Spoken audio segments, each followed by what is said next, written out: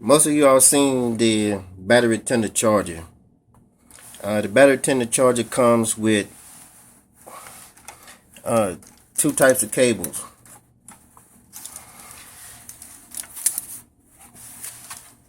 The temporary cable, which uses the clamps, so you can do, actually put the red on hot, black on ground, and charge your battery. But it also comes with a secondary cable, which is the permanent cable that you actually connect to your battery terminals.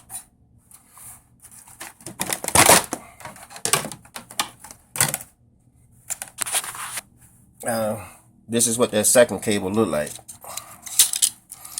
It's mostly used for the winter months when you want to keep your battery charged, but at the same time,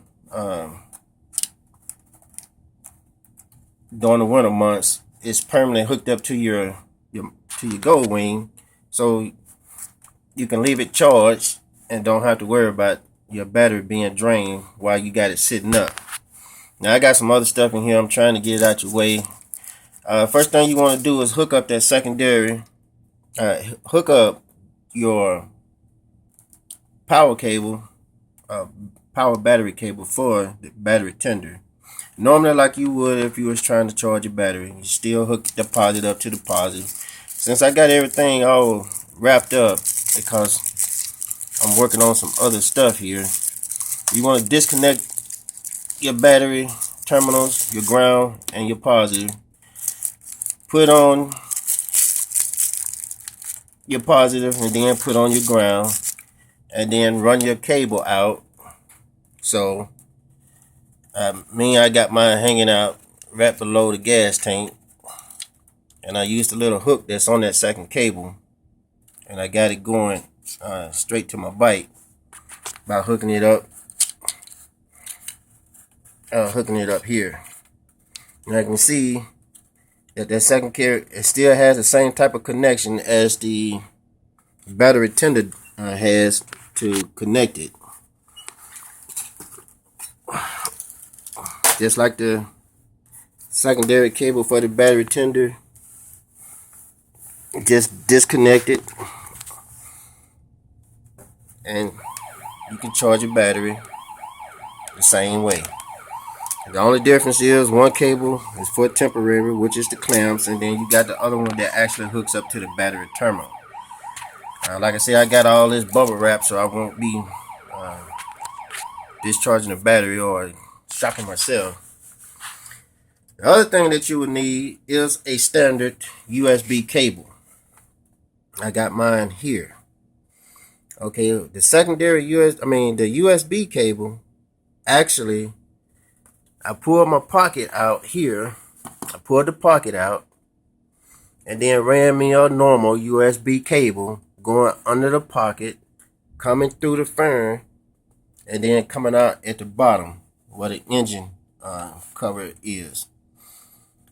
And since I got a little gun holster here, I'm just sticking it here for right now so I can show you how this is actually working. Now the reason I'm trying to hook up a USB port is because I actually installed a DVR camera to the side of my bike. It actually runs by battery,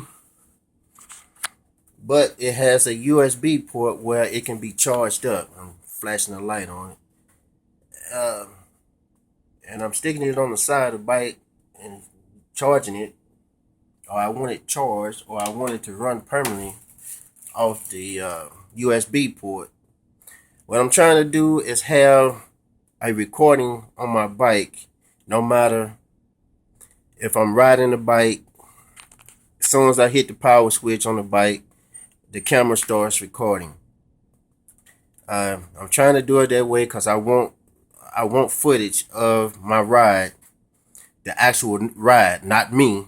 Or just in case an accident or something happened. I got it mounted up under my left wing, going out to the front of the bike. So that's why I'm actually trying to hook this up. All right, now when I put the pocket back in, once I put the pocket back in, I actually ran the USB port to where the helmet connection for the intercom. I just zip tied it along with that and got it going right there, so the connection can always be there. So if I want to charge a device, a USB device on my bike, I just simply, like my camera here, my DVR camera, I just simply plug it in and get it charged.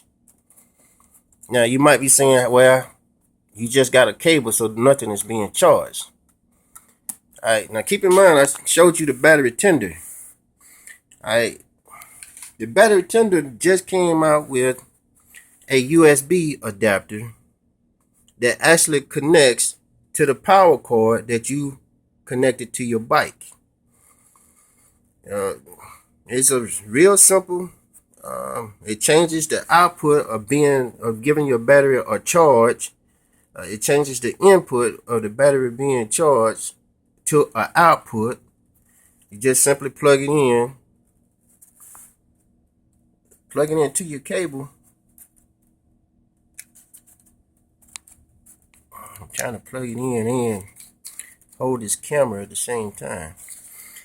And now you got a USB powered adapter,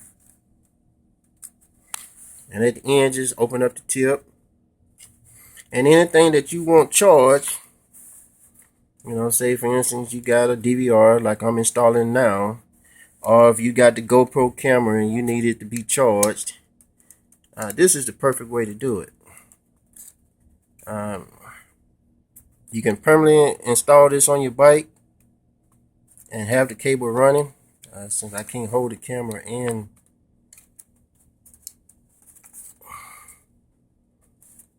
and I'm not left-handed, so I'm trying to do my best to get it in there.